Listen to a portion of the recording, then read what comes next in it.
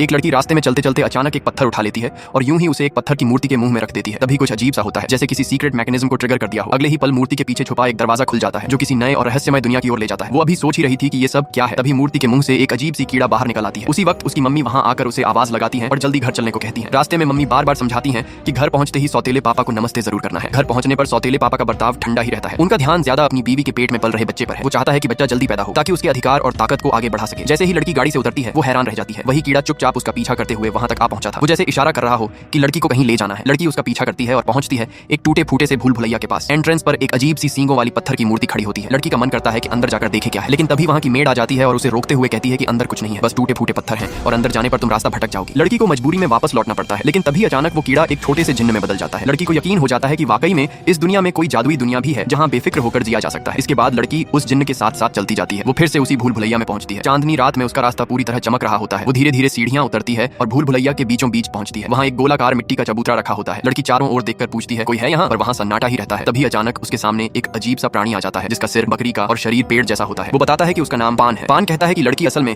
Underworld के राजा की बेटी है और उसका नाम है राजकुमारी मोनिशा। मोनिशा ने लालच में आकर धरती पर आना चाहा था, लेकिन सूरज की रोशनी में उसकी याददाश्त चली गई और वो सब कुछ भूल बैठी। लड़की को यकीन नहीं होता और वो पूछती है आप ऐसा कैसे कह सकते हो। पान मुस्कुराते हुए कहता है अपने लेफ्ट शोल्डर पर देखो, वहां चांद जैसी एक बर्थ मार्क है। लड़की सोच में पड़ जाती है क्योंकि उसके कंधे पर सच में चांद की शेप वाला निशान है। वो थोड़ा कंफ्यूज तो होती है, लेकिन उसकी शंका कम होने लगती है। पान आगे कहता है राजा ने मुझे पूरी दुनिया में रास्ते खोल कर रखा था ताकि तुम वापस आ सको। ये आखिरी दरवाजा था और मैं सही वक्त पर तुम्हें मिल गया। ये आखिरी दरवाजा था और मैं सही वक्त पर तुम्हें मिल गया। लेकिन ये यकीन करने के लिए कि तुम अब भी इंसानी दुनिया में पूरी तरह फंस नहीं गई हो, तुम्हें फुल मून से पहले 3 टास्क पूरे करने होंगे। ये कहकर वो लड़की को एक किताब देता है और कहता है ये किताब तभी खोलना जब आसपास कोई ना हो, तभी इसमें तुम्हारे टास्क दिखेंगे। लड़की किताब लेती है और पान वहां से गायब हो जाता है। लड़की बेसब्री से किताब खोलती है और अगले ही पल